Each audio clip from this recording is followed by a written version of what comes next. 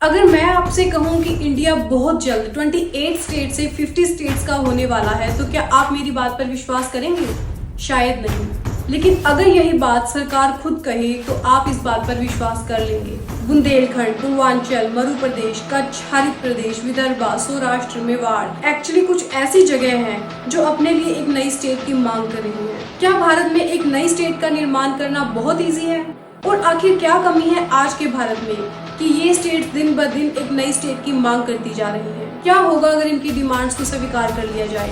और क्यों आज तक इनकी डिमांड्स को नहीं माना जा रहा है? जानते हैं इस वीडियो में। सबसे पहले बात करते हैं कि भारत में एक नई स्टेट बनाने का प्रोसेस है क्या। भारत के संविधान के भाग 1 में एक नई स्टेट बनाने के प्रोसेस के बारे में लिखा गया है। नई स्टेट बनाने के 2 तरीके। नंबर 1 पर है कि एक ऐसी जगह को भारत की नई स्टेट बनाना जो पहले भारत का हिस्सा ही नहीं था, जैसे कि सिक्किम। जब भारत आजाद हुआ सिक्किम भारत का हिस्सा नहीं था, लेकिन सिक्किम को भारत का संरक्षण प्राप्त था। लेकिन बाद में यहाँ जनमत संग्रह करवा के सिक्किम को भारत का हिस्सा बनाया गया। तो इस तरह से सिक्किम भारत की एक नई स्टेट बनी। और नंबर 2 पर है कि भारत की ही किसी स्टेट के 2 हिस्से करके एक नई स्टेट का निर्माण कर, जैसे 2014 में आंध्र प्रदेश के 2 टुकड़े करके एक नई स्टेट तेलंगाना का निर्माण किया गया था।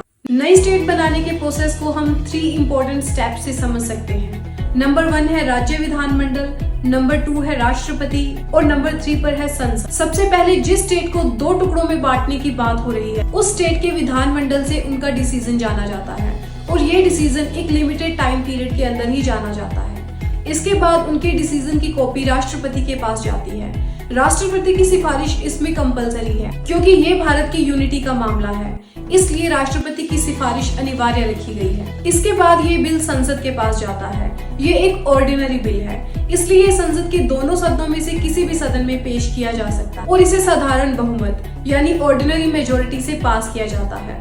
ऑर्डिनरी मेजोरिटी मींस 50% से ज्यादा वोट्स। संसद के दोनों सदनों में पास होने के बाद ये बिल फिर राष्ट्रपति के पास जाता है और उनके सिग्नेचर होते हैं, जिसके बाद ये एक एक्ट बन जाता है जिसे आप स्टेट रीऑर्गेनाइजेशन बिल के नाम से भी जानते हैं। जैसे जम्मू कश्मीर रीऑर्गेनाइजेशन एक्ट 2019, जिसमें जम्मू कश्मीर को 2 भागों में बांटकर 2 अलग अलग यूटी बना दिया गया है, UT of Jammu Kashmir and UT of Ladakh. Bharat के आजाद होने के बाद इसमें 14 स्टेट और 6 यूनियन टेरिटरीज बनाई गई, लेकिन ये सफर आगे बढ़ते बढ़ते 28 स्टेट्स और 8 यूनियन टेरिटरीज का हो गया। लेकिन ये सफर क्या आगे बढ़ते बढ़ते 28 से 50 स्टेट्स का हो जाएगा? आखिर क्यों हर स्टेट में कभी ना कभी अलग स्टेट बनने की मांग उठती रहती है? हम सभी इंडिया की डाइवर्सिटी के बारे में जानते हैं। अलग अलग culture, religion, language, caste, clothing, eating habit सब अलग अलग है। जब हमारा देश आजाद हुआ था, ब्रिटिशर्स जाते जाते ये कह कर गए थे कि इंडिया बहुत जल्द बिखर जाएगा क्योंकि इंडिया इतना ज्यादा डाइवर्सिटी वाला है कि इन सब का एक साथ रहना नामुमकिन है। बहुत ही जल्द भारत के टुकड़े टुकड़े हो जाएंगे। लेकिन इतनी डाइवर्सिटी के बाद भी आज हम सब एक ही छत के नीचे खुशी खुशी से रहते हैं। ये हमारे लिए एक गर्व की बात है। लेकिन क्या ये डाइवर्सिटी इंडिया के लिए एक डिसएडवांटेज है? तो इसका आंसर होगा यस। आपने 2 वर्ड्स तो सुने ही होंगे, सेसेशनिज्म और सेपरेटिज्म। इन दोनों का मतलब है अलगाववाद की भावना रखना। इसे हम एक एग्जाम्पल से समझते हैं। जैसे हम अगर किसी ऑफिस में काम करते हैं और उस ऑफिस में हमारी बात पर इतना ध्यान नहीं दिया जाता तो हमें बुरा लगता है। हम उस जॉब को छोड़ना तो नहीं चाहते हैं, लेकिन उस ऑफिस में रहकर ही अपनी एक अलग पहचान बनाना चाहते हैं। यही हो रहा है हमारी स्टेट के कुछ हिस्सों के साथ। वो भी अपनी एक नई पहचान चाहते हैं। आखिर स्टेट में रहने वाले लोगों के साथ ऐसा क्या होता है कि वो एक नई स्टेट की डिमांड करने लगते हैं? आइए जानते हैं ऐसे ही कुछ कारणों के बारे में जिसकी वजह से एक नई स्टेट की डिमांड उठती है और भारत में किन किन जगह पर एक नई स्टेट की डिमांड उठ रही है। इस बारे में भी हम इसके साथ ही जानेंगे।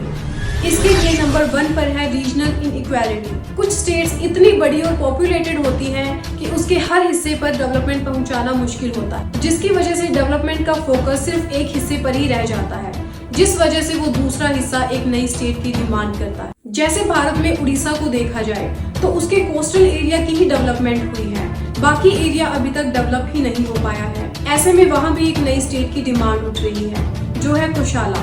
उनका कहना है कि हमारी डेवलपमेंट नहीं हो पा रही है। ऐसा ही कुछ हो रहा है राजस्थान के वेस्टर्न साइड के हिस्से के साथ। उनका कहना है कि आजादी के बाद डेवलपमेंट का सारा फोकस सिर्फ ईस्टर्न साइड पर ही रखा गया है, जिसकी वजह से राजस्थान के वेस्टर्न हिस्से की डेवलपमेंट बिल्कुल भी नहीं हो पाई है। ये बिल्कुल एक रेगिस्तानी हिस्सा है जिसकी प्रॉब्लम्स भी अलग हैं।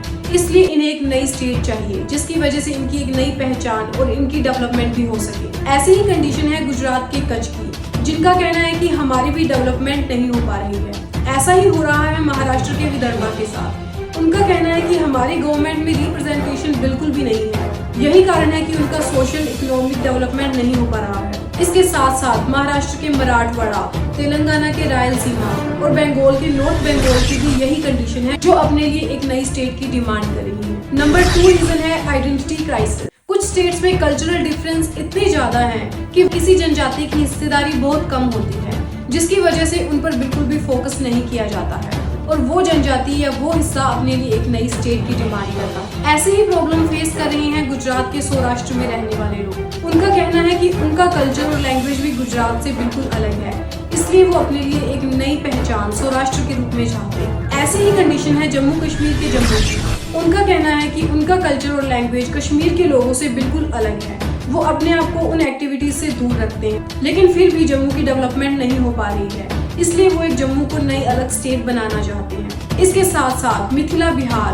कोंगनाडु तमिलनाडु, भील प्रदेश, बोडोलैंड असम, ये सब भी इसी प्रॉब्लम को फेस कर रहे हैं। ये भी अपने लिए एक नई स्टेट चाहते हैं। तीसरा रीजन है सेसेशन ऑफ स्टेट। कई बार कुछ स्टेट्स हर तरफ से इतनी संपन्न होती हैं कि उनमें घमंड आ जाता है। उनका कहना होता है कि हम एक विकसित स्टेट नहीं कहलवा पा रहे हैं अपनी स्टेट के दूसरे हिस्से की वजह से।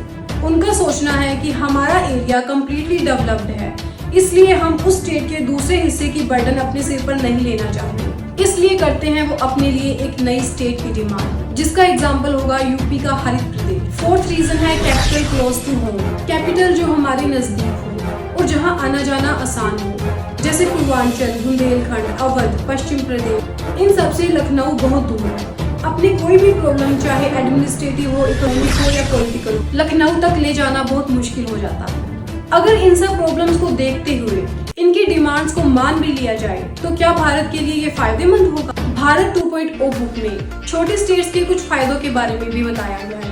उनका कहना है कि इस पर शासन करना आसान होता है, लोकल नीड्स को आसानी से समझा जा सकता है, बेटर पॉलिटिकल रिप्रेजेंटेशन हो सकता है, हर हिस्से की डेवलपमेंट हो सकती है, सोशली, इकोनॉमिकली और पॉलिटिकली ये हर तरीके से एक अच्छी अपॉर्चुनिटी है। पर अगर ये अपॉर्चुनिटी इतनी ही अच्छी है तो इनकी डिमांड्स को मान क्यों नहीं लिया जाता? इंडिया एक डाइवर्स कंट्री है, अगर इसमें इतने क्रैक्स आ जाएंगे तो हो सकता है फ्यूचर में ये बिखर कर टूट जाए। इसलिए भारत की यूनिटी को बनाए रखने के लिए इसमें इतनी स्टेट्स को नहीं बनाया जा सकता। इतनी सारी स्टेट हमारे भारत की यूनिटी के लिए हार्मफुल होगी, क्योंकि कुछ ऐसे लोग भी हैं जो इन क्रैक्स का गलत फायदा उठाएंगे। आज जो मांग सेसेशनिज्म की है, आगे चलकर वो सेपरेटिज्म की भी हो सकती है, यानी वो राज्य आगे चलकर एक नई नेशन की डिमांड भी कर सकते हैं और भारत के टुकड़े टुकड़े हो जाएंगे। जो ब्रिटिशर्स कह के गए थे वो सच हो जाएगा। तो आखिर करना क्या चाहिए? क्या इनकी डिमांड्स को मान लिया जाना चाहिए या नहीं? तो यहाँ बात आती है सेकंड स्टेट रीऑर्गेनाइजेशन कमीशन की, जिसे एक्चुअली में एक लीगल स्टेटस मिलना चाहिए, जो इन स्टेट्स की डिमांड को चेक करेगी कि क्या इनके दिए गए रीजन वैलिड भी हैं या नहीं। क्या नए राज्य की मांग सोशल, इकोनॉमिकल और पॉलिटिकल डेवलपमेंट के अच्छे रीजंस की वजह से हो रही है? क्योंकि अगर नई स्टेट बनाने का रीजन कास्ट, लैंग्वेज, रिलीजन और कल्चर होने लगा तो इंडिया में 50 या 75 नहीं 100 से भी ज्यादा स्टेट्स होंगे। भारत इतने टुकड़ों में बिखर जाएगा कि जिसको हम संभालने से भी नहीं संभाल पाएंगे। जिस भारत की यूनिटी को हमने इतने सालों से संभाल कर रखा है वो ब्रिटिशर्स के कहने के अनुसार टूट जाएगा।